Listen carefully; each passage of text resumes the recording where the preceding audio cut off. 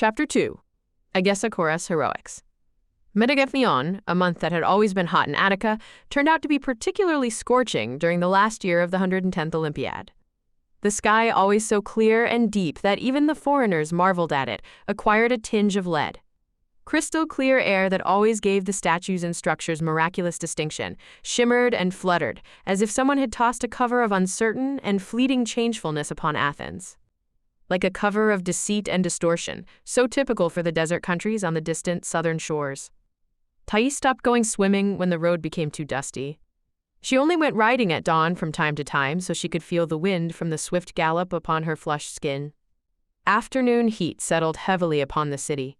All living things hid in shade, in the coolness of temples and colonnades, in the darkness of shuttered homes.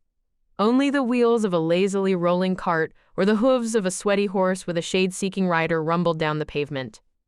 Egesikhora entered briskly as usual, then stopped, blinded by the transition from light to the dusk of the bedroom. Without a moment's hesitation, she dropped her light chiton and sat at the feet of her friend, who sprawled nude on the bed. Judging from Egesikhora's fluttering nostrils and heaving breasts, Thais surmised that the Spartan was angry. "What is wrong?" she asked lazily. "I don't know. I'm mad at everything. I am sick of our Athenians. They are loud, talkative, and too willing to gossip. Are they really those great builders, artists, scholars, and warriors, of whom so much was written in the times of Pericles? Or has everything changed since then?" "I don't understand," Thais replied. "What's come over you? Did you get food poisoning at yesterday's symposium? The wine did taste a bit sour. Maybe it was just the wine for you, but my entire life feels sour to me. Athens is getting more and more crowded. People are snappy from being cooped up, from being deafened by the noise, the shouting, the constant lack of water and food. In this heat, everyone sees everyone else as if they were an enemy. And the gynaeconoms are mad for no good reason. Before long, an attractive woman won't be able to show up at Agora or at the Acropolis in the evenings." Thais nodded thoughtfully. "I agree with you on that subject. Athens is getting tight, as is the entire Attica. They say 500,000 people now live in Attica. Holy Mother Demeter, there aren't more than 150,000 in all of Sparta. In such multitudes, people can only interfere with each other and get angry. They see luxury and beauty and become jealous, saturating the air with vapors of black bitterness. It's not just a lack of space, Egesikhora. There are also consequences to the recent war, especially last year's. Our handsome prince is now the king of Macedonia and essentially the ruler of Hellas. And he is not afraid to bare his wolfish teeth, glory be to the Lycian Apollo. To this day, Theban men are sold for a mere 100 drachmas at the market, and women for 150. The city itself has been wiped off the face of Gaia. The entire Hellas was horrified, except Sparta. Will Sparta hold out on its own? Your king, Agis, is doing badly. He wanted to stand alone when joining forces with the Greeks would have resulted in victory. Now he is left to stand alone against a mighty enemy, Egesikhora sighed. Only 2 years have passed since the Macedonian boys came to us, she said. Only the Macedonian? And what about Crete? The Lacedaemonian flushed, then continued. Philip was murdered, Alexander became king, and the main warlord of Hellas destroyed Thebes. Now, Thais nodded. Now he is headed for Persia, continuing his father's mission. Have you heard from Ptolemy? Has it been long? I have heard from him, Thais said, closing her eyes. It was during one of the dog days of Hecatombion. There has been nothing since then. He does send me 1 letter a year, she sighed. In the beginning he used to send 5. When did he send you this? The Spartan asked, touching the 3rd star that glittered against her friend's coppery skin. Thais looked away, then spoke again after a pause. Ptolemy writes that Alexander truly possesses a divine gift. Like Themistocles, he can instantly come up with a new maneuver, make a different decision if the first one isn't working. But Themistocles was drawn to the west, whereas Alexander is going east. Which one is right? How would I know? The east is filled with legendary treasures, countless peoples, and limitless space. In the west, there are fewer people, and Themistocles even dreamed of moving Athenians to Antoria, beyond the Ionic Sea. But he died in exile in the mountains of Thessaly. His tomb is on the western side of the Perean hill where he liked to sit, gazing upon the sea. I have been there. It is a secluded spot of both serenity and sadness. Why sadness? I don't know. Can you say why deep grief, even terror, overcomes people in the ruins of Mycenae? It is a menacing, forbidden place, rejected by gods. On Crete, they take visitors to see Pasiphae's tomb. It, too, fills travelers with fear, as if the shadow of the queen, with a glorious name and terrible fame, stands near them. You ought to be called Pan today, my dear, Egesikhora said, then kissed her friend in delight. Let's go to Themistocles' tomb and be melancholy together. I feel a kind of rage against this life. I need consolation, but cannot find it. You yourself are Telktera, a consoling sorceress, as the poets say. Thais objected. It is just that we are becoming older and see life differently even as our expectations become greater. What do you expect then? Thais shrugged. I don't know. A change, a voyage perhaps. What about love? What about Ptolemy? Ptolemy does not belong to me. He is a Telectratus, a conqueror of women. I will not live with him like a hidden-away Athenian or Macedonian wife. And I don't wish to be called a Raphanide in case of an affair. I could have gone with him far, far away, but I did not. She took a deep breath, then changed topic. Let's go to the Parian Hill today. I'll send Clonario with a note to Olorus and Xenophilos. They are good young men, courageous and strong. Xenophilos performed at the last Olympic Games in youth wrestling. They will accompany us. We'll sail in the evening when the heat diminishes and spend a moonlit night there. With 2 men? Those 2 are so fond of each other they only need us as friends. Thais returned home before the sun's rage befell the white streets of Athens. Strange musings came to her there, at the hill slope above Themistocleon. She and Egesikhora sat together while their 2 companions sprawled out near the boat and discussed the upcoming trip to Parnia for the wild boar hunt. When they were settled quietly, Egesikhora could hold her tongue no longer and told her friend a secret. She said that Eoceteus, the younger cousin of Angus, king of Sparta, was sailing to Egypt with a large detachment of soldiers, hired by the Egyptian pharaoh Hababash as his bodyguards. He was probably planning to oust the Persian envoy. 6 ships were about to depart together, and the leader of Lacedaemonians was calling Egesikhora to come with him, promising the beautiful daughter of Sparta great glory in the country of poets and ancient art.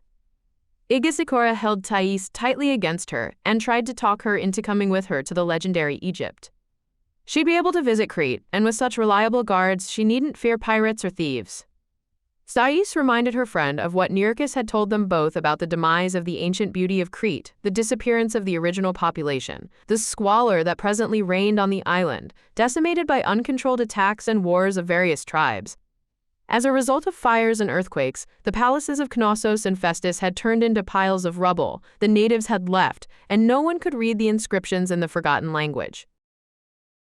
However, the giant stone horns could still be seen here and there in the hills, as if the bulls of Poseidon the Earthkeeper were rising from under the ground, and broad staircases still descended to the platforms designated for sacred games. Sometimes people ran into the shards of heavy amphorae, as tall as 2 human heights, with snakes curling around their sides. Water still splashed in clean, sparkling basins, still ran down the water pipes. Thais pulled out the box she always carried, the box containing the Cretan statuette that had been Ptolemy's gift. She took out the precious sculpture and stretched out on the bed, examining the little figure as if she were seeing for the first time. Time and sad ponderings of recent days had given her new eyes. 1,000 years was an enormous period of time, and the statuette was older than that.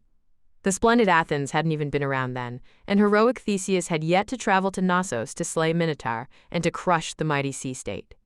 From that immeasurable distance had come to her this delicately carved face with enormous eyes and a small, tragic mouth. The little figure's arms were bent at the elbows and raised with her palms up, a signal either for a pause or for attention. Her long, girlishly thin legs were stretched and slightly spread, and she stood on tiptoe, as if caught in the moment of pushing away from earth. Her clothing was made of gold leaf and appeared to wear a short, ornate apron with a broad sash, wrapped around an incredibly thin waist. A close-fitting bodice was supported by 2 shoulder straps, leaving her breasts open. A wide necklace lay over her collarbones at the base of her strong neck, laying rather than hanging because of her pronounced chest. A headband ran under the girl's chin, holding together a tall, cone-shaped hairstyle. The Torpola was young, 14 years old, 15 at most. Thais suddenly realized that by calling her a Torpola, she had called the unknown Cretan girl a bull hunter, one of Artemis' titles. Gods were jealous and possessive of their rights, but what could the goddess do? She had long since vanished into the kingdom of Hades, inaccessible even to Zeus himself. Of course, it was possible Artemis could become angry with the living Thais. But what did she, the virginal huntress, have in common with a hetera, a servant of Aphrodite?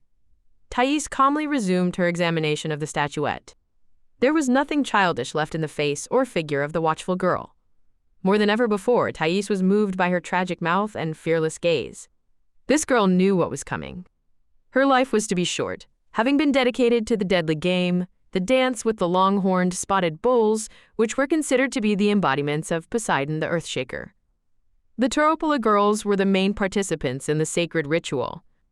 The ancient meaning had nearly been lost, but remained in the victory of the feminine beginning of the masculine one, of the Earth Mother over her temporary spouse. The might of the awesome beast was spent during the dance, which was a duel between it and the quick young girls and boys, who were specially trained as jumpers and prepared for this deadly ballet by the connoisseurs of the complex ritual.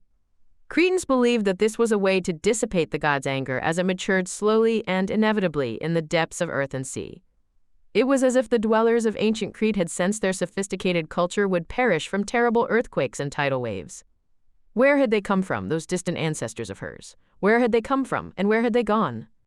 Based on what she knew from the myths, and from what Nearchus had told his two enraptured listeners, she believed the beautiful, sophisticated people.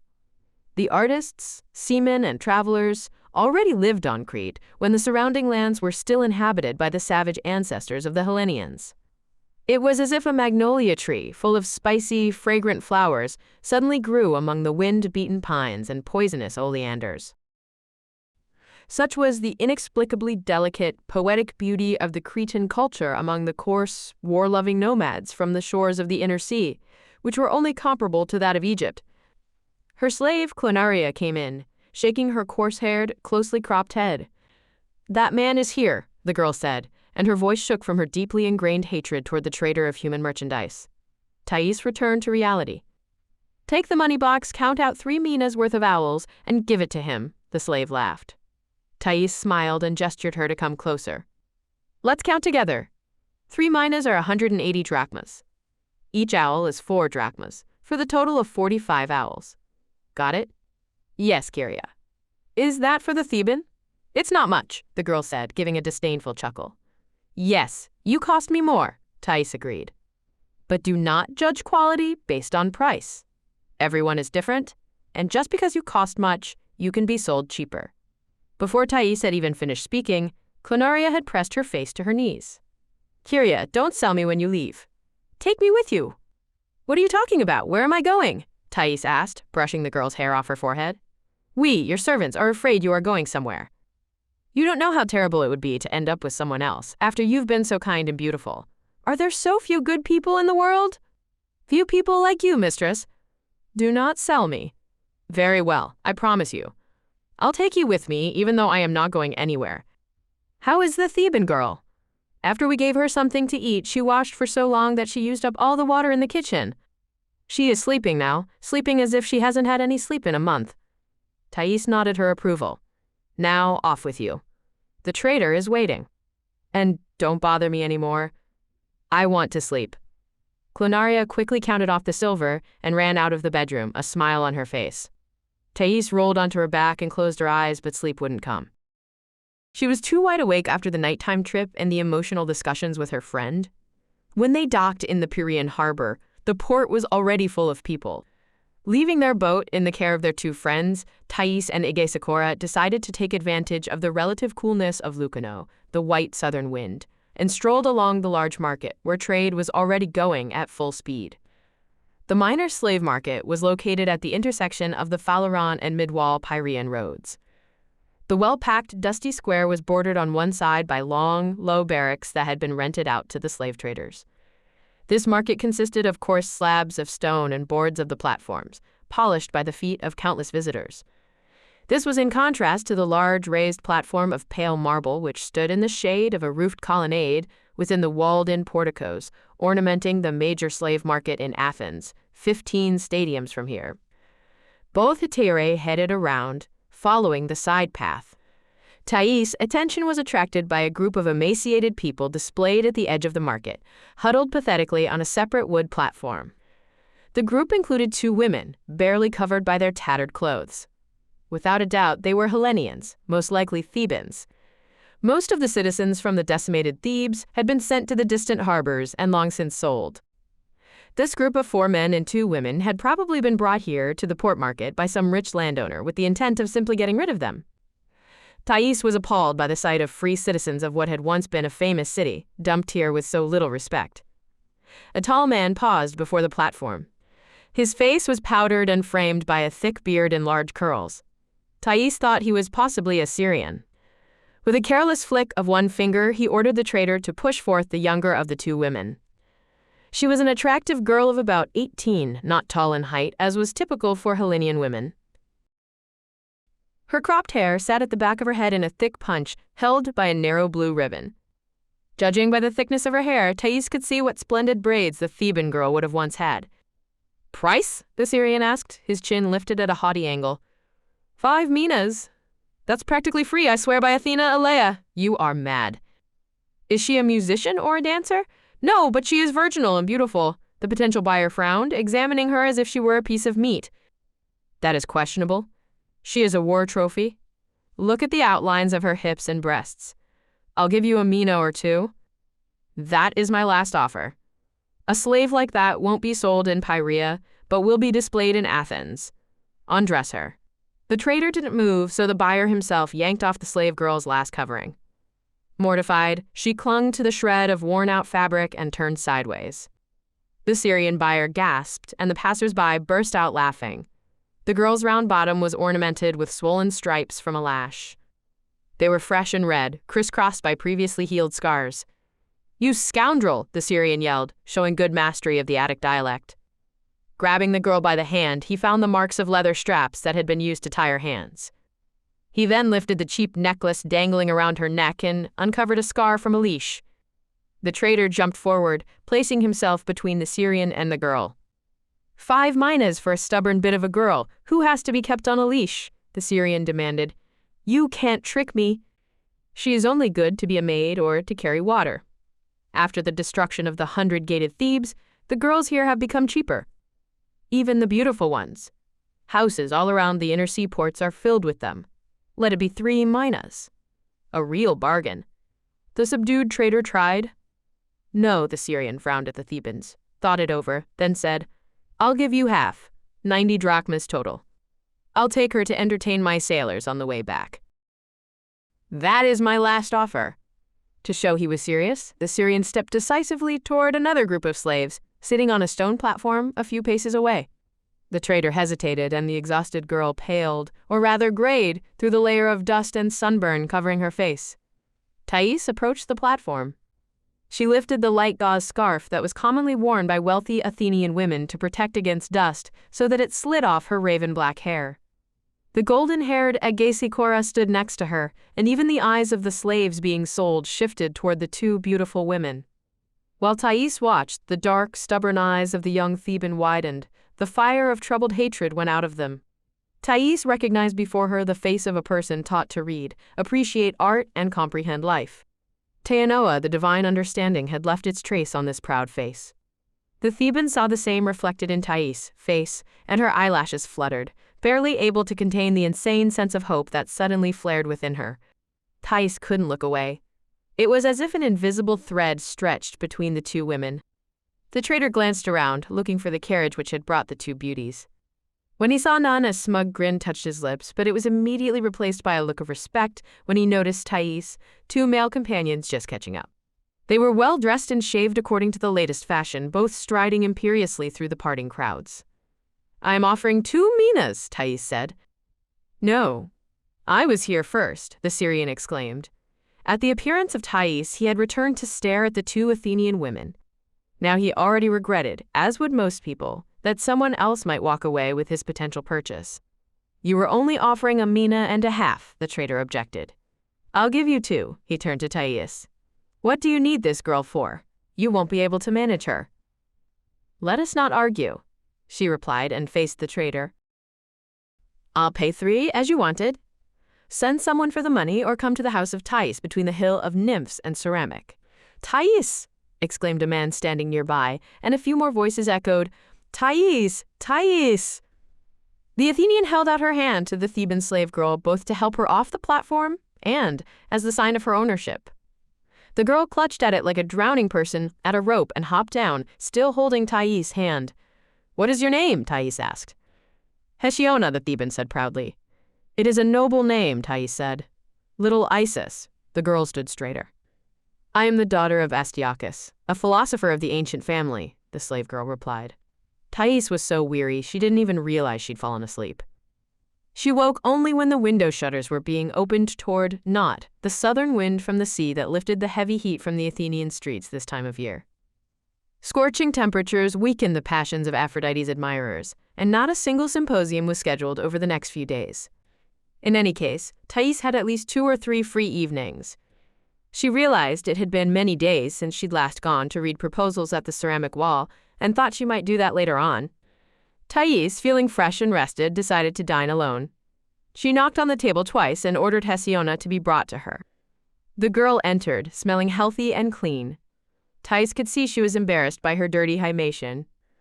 Keeping her eyes lowered, she knelt at the hetera's feet with an awkward mix of shyness and grace. She had apparently gotten used to rudeness and beatings, and clearly did not know how to behave with the sweet, gentle Thais. Thais asked her to toss off her cape, then examined the flawless body of her purchase and picked out a modest linen chiton from her own wardrobe. A dark blue hymation she normally wore for her evening outings completed Hesiona's outfit. "You do not need the mastodotona, the breast binding. I do not wear it either." "I gave you this old stuff to avoid distinguishing me from others," the Theban said quietly. "But it's not old at all, mistress." The slave girl dressed quickly, skillfully arranging the folds of her chiton and straightening the ties at her shoulders. She was instantly transformed into the very picture of a dignified young lady from the educated upper classes of society.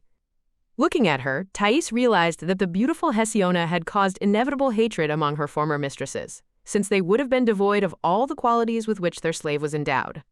Education must have been at the top of that list. That was a thing no longer possessed by the Attic housewives, who were forced to lead a secluded life poisoned by bitter jealousy. Thais chuckled inadvertently. They would have been jealous in their ignorance of every facet of Hesiona's life, not realizing how defenseless and easily hurt a tender young woman could be when she found herself in the power of someone who acted like a pig. Hesiona misinterpreted Thais' chuckle. She flushed and hurriedly smoothed her clothes with her hands, looking for flaws and not daring to look in the mirror. Thais smiled. "Everything is fine," she said to the girl. "I was just thinking. But I forgot." She leaned to the side and picked up a pretty silver belt, then wrapped it around the slave girl. Hesiona flushed again, this time with pleasure. "How can I thank you, mistress? What can I give you for your kindness?" Thais wrinkled her nose merrily, her eyes twinkling with mischief, and the Theban became wary again. Much time will pass, Thais thought, saying nothing out loud, before this young creature will acquire the human dignity and calm possessed by all free Hellenians. Was this not the main difference between us and the barbarians who were destined for slavery, that they were in complete power of the free? The worse they are treated, the worse the slaves become, and in response, their owners turn beastly. It was strange, pondering these thoughts for the first time. For a long time, she had simply accepted the world as it was. What if Thais and her mother had been kidnapped by the pirates, of whose cruelty and cunning she'd heard so much? Then it could have been her, standing on a platform covered by lash scars, being groped by some fat trader. Thais hopped up and gazed into the hard, pale yellow bronze mirror which had been brought by the Phoenicians from a country whose name they kept secret. Frowning slightly, she tried to make the expression of a proud and menacing Lemnia, but couldn't do it because of the merry twinkle in her eyes. She wanted to send Hesiona away and return to her own private thoughts, but her mind was taken up by one question, and she couldn't let the girl leave without an answer. Thais began asking her new slave girl about the terrible days of the siege of Thebes and of her capture. She tried to hide her puzzlement, but couldn't help wondering why this proud and well-bred girl hadn't killed herself, instead opting for the pitiful fate of a slave. Hesiona immediately understood what Thais wanted to know. "Yes, I remained alive, mistress." At first, it was from sheer shock and the sudden fall of the great city. Our house, open and defenseless, was invaded by insane hordes who trampled, robbed, and murdered. We were unarmed people who had grown up in honor and glory, well-respected citizens only moments prior. We were shoved into a crowd like a herd, beaten mercilessly if we lagged behind or were stubborn. They knocked us out with blunt ends of spears and shoved us behind a fence like sheep. It is impossible to think in this situation. It is as if a strange paralysis overcomes the people from such sudden turn of fate. Hesiona shivered and sniffed, but forced herself to continue. She explained that the place where they had been held was a livestock market. Before her eyes, Hesiona's mother, still a young and beautiful woman, was dragged off by 2 shield-bearers, despite desperate resistance. She vanished forever. Then somebody took Hesiona's little sister away. Hesiona, hidden under a trough, decided to make her way to the walls and look for her father and brother. She hadn't even been 2 plethers away from the fence when she was grabbed by a soldier who had only just dismounted from his horse. The man wished to have her right there and then, at the door of some empty house. Anger and desperation gave Hesiona such strength that the Macedonian couldn't subdue her at first. He moved with experience, however. He must have raped and pillaged in many an invaded city, and had soon tied Hesiona up and tethered a horse's harness on her so she couldn't even bite back. After this, the Macedonian and one of his companions took turns raping the girl till late night. At dawn, the dishonored and exhausted Hesiona was taken to the slave traders who followed the Macedonian army like vultures. One of them sold her to a Brauron noble, who in his turn sent her to the Piraean market after unsuccessful attempts to get her to obey. He had been concerned that the girl might lose value from the constant beatings she was receiving. Hesiona hung her head, shamed. I was dedicated to the goddess Beerus, and I was not to be with a man before I was 22. I do not know this goddess, Thais said. Does she rule in Boeotia? Everywhere. She has a temple here in Athens, but I no longer have access to it. The Minians, our ancestors, who were a seashore people from before the Doric invasion, considered her to be a goddess of peace. Those who serve her are against war. I was already a wife to 2 soldiers and hadn't killed either of them. I would have killed myself had I not felt obligated to find out what happened to my father and brother. If they are alive and in slavery, I shall become a port prostitute and will rob scoundrels until I have enough money to buy out my father. He is the wisest and kindest man in all of Hellas. That was the only reason I stayed alive. How old are you, Hesiona? 18, almost 19, mistress. Do not call me mistress, Thais said, rising to her feet in the grip of sudden inspiration. You shall not be my slave. I am setting you free. Mistress, the girl exclaimed. It was a moment before she could find her voice, then it was almost lost in her sobs. You must be from the family of gods. Who else in Hellas would do such a thing? But allow me to remain at your house and serve you. Since I came here, I have eaten and slept a lot, but I am not always like that. It was just after all the hungry days and the long standing at the slave trader's platform. Thais fell into thought again, not listening to the girl, whose passionate plea momentarily left Thais as aloof as a goddess. Hesiona shrank away, then opened like a bloom at the sight of the hetera's attentive and mischievous gaze. You said your father was a famous philosopher? Is he famous enough to be known around Hellas and not only in the 100-gated Thebes? Former Thebes, Hesiona said bitterly. But yes, the entire Hellas knows philosopher Astyochus. Not as a poet, perhaps. Have you not heard of him, mistress? I have not. But I am not a connoisseur, so let's leave it be. Here is what I came up with. Thais shared her plan with Hesiona, making the Thebans shake with impatience. After Philip of Macedonia was killed, his guest Aristotle left Pella and moved to Athens. Alexander provided him with money, and the philosopher from Stagira founded a school in Lycia, the sacred grove of Apollo the Wolf. The school held a collection of rarities and was a home for his students, who explored the laws of nature under his guidance. Aristotle's establishment was dubbed Lyceum after the name of the grove. Using her connection with Ptolemy and Alexander, Thais decided she could turn to Stagirides. If Hesiona's father were alive, then wherever he was, word of such a famous slave would have reached the philosophers and scientists of Lyceum. A walk of a mere 15 Olympic stadium separated Thais' house from Lyceum, but Thais decided to take her carriage so she would make the right impression. She ordered Hesiona to put a slave's bracelet on her left arm and carry a box containing a rare jewel, a green chrysolite with yellow sparkles, brought from a distant island in the Erythraean Sea. Thais had received it as a gift from the Egyptian merchants. Ptolemy had told her of Stagiritis' great greed for rarities from distant lands, and was hoping to open his heart with this key. Thais had wanted to eat her dinner with Hesiona that night, but the girl convinced her not to do that. She feared the role of a servant, which she honestly wished to uphold in Thais' household, would become false and deprive her of a good opinion of the Hetera's servants and other slaves. So Thais ate alone again, since Egesikhora had not appeared for dinner for some unknown reason. The sacred pines silently and motionlessly soared into the scorched sky. Thais and Hesiona slowly approached a gallery dwarfed by ancient columns, where the old scholar studied with his students. Stagiritis was out of sorts when he met the Hetera on the broad steps of crooked stone slabs. Construction of new buildings was only just beginning. "What brings here the pride of Athenian whores?" Aristotle asked haltingly. Thais made a sign, Hesiona handed over the open box, and the chrysolite, the symbol of Cretan crown, sparkled against the box, black fabric. The philosopher's disdainful mouth drew up into a grin. He picked up the stone with 2 fingers and examined it in the sunlight. Finally, he looked up and studied Thais, who waited quietly for his attention. "So you are Ptolemy's lover?" I must say, he wasn't a gifted student. His mind is too occupied with war and women. So, now you have come. "You need to find something out for me?" he asked, throwing a sharp, piercing glance at Thais. The Hetera met his eyes calmly, then dropped her head modestly and asked whether he knew anything of the Theban philosopher's fate. Aristotle pondered briefly. "I heard that he either died of wounds or was captured and became a slave. But why does he interest you, Hetera? And why does he not interest you, great philosopher? Does the fate of your brother, famous in Hellas, not concern you?" Thais demanded, then flushed when he frowned at her. "You are becoming disrespectful, girl. Have mercy, great Stagiritis. Due to my ignorance, I was surprised by your indifference to the fate of a great philosopher and poet. Is the life of such man not precious? Perhaps you could save him." "What for? Who dares to cross the path of fate, the will of gods? The defeated Boeotian fell to the level of a barbarian, a mere slave.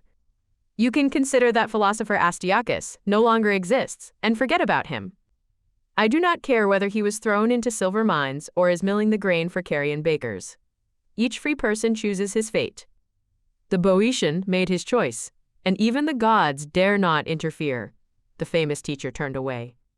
Continuing his examination of the jewel sitting on his palm, he indicated that the conversation was over. "You have a long way to go to Anaxagoras and Antiphontus, Stagiritis," Hesiona shouted, beside herself with anger. "You are simply jealous of Astyochus, glory as the singer of peace and beauty. Peace and beauty are alien to you, philosopher, and you know it." Aristotle spun angrily toward her. One of his students stood nearby, and when he heard the conversation, he slapped Hesiona across the face. She shrieked and leaped forward, wanting to attack the muscular, bearded offender, but Thais grabbed her by the hand. "Scum, slave girl, how dare you?" the student exclaimed. "Get out, Pornodians! Philosophers are dropping all pretenses," Thais said mischievously. "Let us depart from this abode of wisdom." With these words, Thais snatched the chrysolite from the dismayed Aristotle, picked up the hem of her himation, and sprinted down the wide path between the pines, headed toward the main road and followed by Hesiona. Several men, either overly devoted students or servant, rushed after them. Thais and Hesiona hopped into the waiting carriage, but the boy driver didn't have time to start the horses before they were grabbed by the bridle, and 3 huge middle-aged men dashed toward the open back of the carriage to drag both women out of it. "You won't escape, whores. We've got you, you sluts," yelled a man with a broad, untrimmed beard as he reached for Thais. Hesiona grabbed the whip from the driver and shoved the handle into the man's wide-open, screaming mouth as hard as she could. The attacker collapsed on the ground. Thais, now free, opened her bag which hung on the side of the carriage and snatched a box of powder which she tossed into another man's eyes. A short delay didn't give them much. The carriage could not move and they could not get out of it. Matters were turning serious. There were no other travelers on the road, and the angry philosophers could easily overwhelm the helpless girls. The boy driver, who Thais had taken with her that day instead of her regular, elderly stableman, gazed around helplessly, not knowing what to do. He was trapped behind a wall of people, but Aphrodite was merciful toward Thais. A thunder of wheels and hooves suddenly sounded from the road, and a foursome of madly running horses, harnessed into a racing carriage, appeared from around the corner. They were driven by a woman whose golden hair flew in the wind like a cape. "Egesikhora! Thais Malachion, little friend, hold on," she cried. Knowing the Spartan was about to do something incredible, Thais grabbed the side of the carriage and shouted to Hesiona to hold on with all her might. Egesikhora turned sharply without slowing down, circled Thais' carriage, and suddenly yanked the horses to the right, hooking her axle into that of Thais' wheel. The bearded men holding the horses ran away screaming, trying to dodge the wheels and hooves. Someone rolled in the dust right under the horses' feet and screamed in pain. Thais' horses pulled forward and Egesikhora, holding the foursome back with unwomanly force, unhooked the two undamaged carriages. "Go! Don't wait!" Thais shouted, smacking the boy firmly. The driver came to his senses, and the bay pair ran forth at full speed, followed by Egesikhora's foursome. Yells, curses, and threats could be heard from within the clouds of dust billowing behind. Hesiona, feeling relief surge through her, started laughing hysterically until Thais yelled at the girl to stop. Thais' nerves were not well after all her trials. They passed the intersection, crossing the Akarna road before they knew it. Holding back their horses, they turned back and to the right, descending toward Elyssus, then riding along the river toward the gardens. Only when they reached the shadow of the giant cypresses did Egesikhora stop and jump off the carriage. Thais ran toward her, pulled her into an embrace, and kissed her. "Wasn't it a nice ematrokia? It's very dangerous to hook the axles like that in a competition." Thais laughed. "You really are Kaniska's heiress, Egesikhora. But how did you end up on the road, thank the gods? I came for you so we could go riding, but you'd gone to Lyceum. It wasn't difficult to figure out that you went to look for Hesiona's father, and that worried me. You must remember that we cannot talk properly to the scholars, and they are not fond of hetairai, especially if the latter are beautiful and smart. In their opinion, the combination of these qualities in a woman is unnatural and dangerous," the Spartan said, laughing out loud. "How did you make it just in time?" "I rode from the Lycaean grove up into the mountains, stopped there with the horses, and asked my driver to stand at the turn and watch for you to pass. He ran back with the news that the philosophers were about to beat you up. I barely made it. I actually left him there on the road. What are we going to do? We have to hide in order to avoid punishment. You have crippled my enemies. I'll go to 7 Bronzes, where Diorius lives, and let him watch my carriage. Then we'll go swimming at our favorite spot. Tell your driver boy to follow me to the turn, then wait." Then the brave Spartan rushed off with her mad foursome. The women swam and dove in a secluded lagoon until evening. It was the same lagoon where Ptolemy had landed 2 years prior, after having been thrown by the waves. When they grew tired, Thais and Egesikhora stretched out on the sand, which was like a sheet of bronze on the floor of a temple. Pebbles rolled down from a rocky overhang, dipping underwater, screeching and chafing as they went. A lovely breeze touched their bodies, exhausted by heat. Hesiona sat at the edge of the water, hugging her knees and resting her chin on them. Thais heard her humming something quiet amidst the noise of the waves. "The angry Stagiridas will file a complaint against you to the gyneconomes," Thais said. "He'll never forgive us." "He doesn't know me," the Spartan teased. "But you did give him your name. Most likely he'll send a dozen of his students to destroy your house. I'll have to ask some friends to sleep in my garden. Or maybe hire 2 or 3 armed guards, perhaps. That would be simpler. I only have to find people who are brave enough," Thais said thoughtfully. "I am a little sick of them, my Athenian friends. I am not afraid of Stagiritus, even if they do find out who ran over the philosophers," Egesikhora declared. "I have already decided to sail to Egypt with the Spartans. That was what I wanted to tell you when we went riding earlier today." "Then why didn't you say anything?" Thais sat up then, realizing the ridiculousness of her reproach, burst out laughing. When she was calm again, she frowned. "Then you are leaving me in Athens alone?" "No." "Why alone?" Egesikhora replied calmly. "You are coming with me." "I never said that." Well. No matter. The gods have decided. I went to a fortune teller, the one whose name is not uttered, nor is that of the goddess he serves." Thais shuddered and paled, curling up her toes. "Why did you do that? Why?" Egesikhora's eyes were dark on Thais. "I cannot bear to part with you. Also, I had to give an answer to Iositius Euriponidos. Is he from the ancient line of Laconian kings?" "Yes." "And what did he who can see forward say to you?" "That you will have a path in a loop for many years." "And me too, but my path will be short, although you will be with me to the end." Thais gazed silently into the scattering of pebbles on the slope before her, at the blades of grass fluttering in the wind. Egesikhora was watching her, a strange sadness deepening the corners of the Spartan's full, sensual mouth. When are they sailing? On the 20th day of Boedromion. From Gitius. How are they getting there? A week prior to that, we must sail from the Piraean harbor. His ship will pick us up with all our possessions. There isn't much time left, Thais said, rising and brushing the sand off her belly, hips, and elbows. Egesikhora rose as well, dividing her heavy hair into strands with her fingers. Hesiona ran up to Thais with a piece of cloth for wiping off the salt and rubbed her down. The women set off, managing to reach Thais' house with barely a sound. Egesikhora covered her face with a veil and went home in the dusk, accompanied by a strong groom. The next day, the entire agora buzzed with excited discussion about the incident at the Lycian Grove. Athenians, who were fond of gossip, tried to outdo each other in describing the details. The number of victims grew steadily and reached 15 by noon. Thais' name was repeated either with admiration or with outrage, depending on the age and gender of those who were discussing her.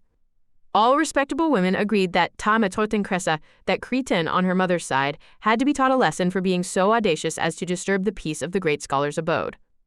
Gyneconomies had already dispatched their representative to Thais to summon her to court for testifying. And while Thais herself was not accused of any serious crime and had nothing to be afraid of save a monetary fine, even if the court decided against her, her friend could be severely punished. Witnesses had seen a woman riding in a carriage, and the entire city knew that only hetera Egesikhora could drive it to Trippa, 4 horses at once.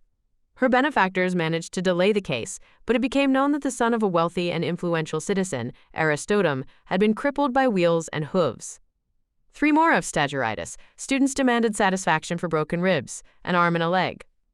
During the heavy days of Megatenion, the last 3 days of each month, dedicated to the dead and the underground gods, Egesikhora suddenly appeared at Thais' house, accompanied by her slaves and an entire detachment of young men who carried bundles of her most precious possessions. "It is over," the Spartan announced. "I sold everything else." "What of the horses?" Thais exclaimed. Her friend's glower suddenly lightened. "They are already on the ship, at Munikion. I will be there before dawn." So, was the fortune-teller wrong? Are we to be parted by the will of gods? "No," Thais said passionately. "I decided too. When? Just now."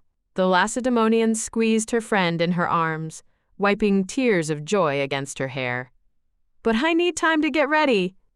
"I won't sell the house, I'll just leave it to my faithful Achesius. The gardener and his wife will stay too. The others, Clonaria, Hesiona, and the stableman, are coming with me. I need 3 days, let it be so. We are sailing to Aegina and will come back for you in 3 days. No, don't come back. Wait for me in Herculea. I will find sailors who will transport me willingly and without attracting anyone's attention. Hurry, we have decided everything." "Thais, my darling," Egesikhora said, beaming. She hugged her again. "You took a stone off my liver." At that, the Spartan led her improvised little army toward Piraean Road, humming a tune. "I took off, and you put on," Thais thought, looking after her friend.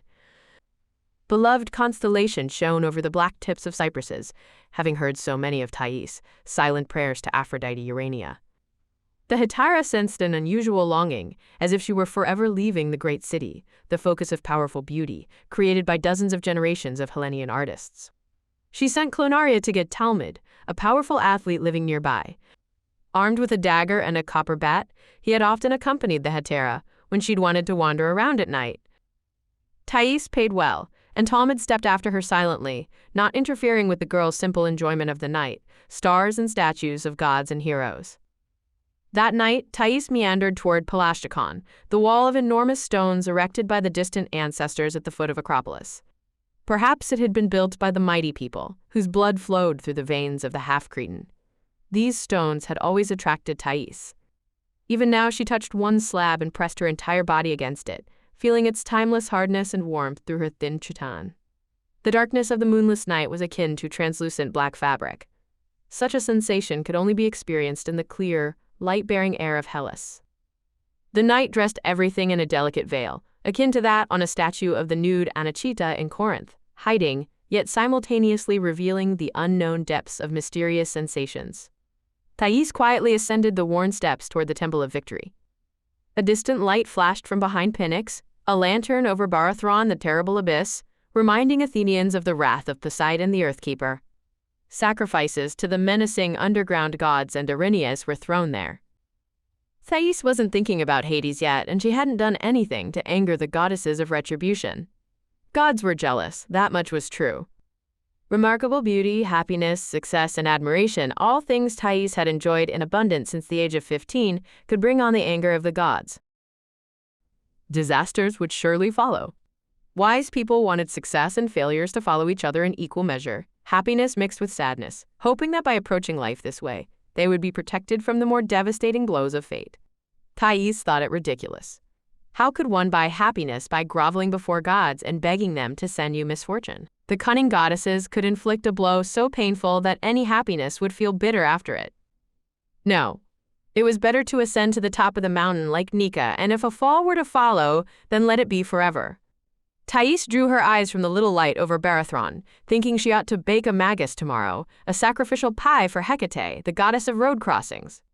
Hecate was the goddess who struck far and never granted passage to the late-night travelers. She should also make a sacrifice to Athena Kalusha, the goddess of roads.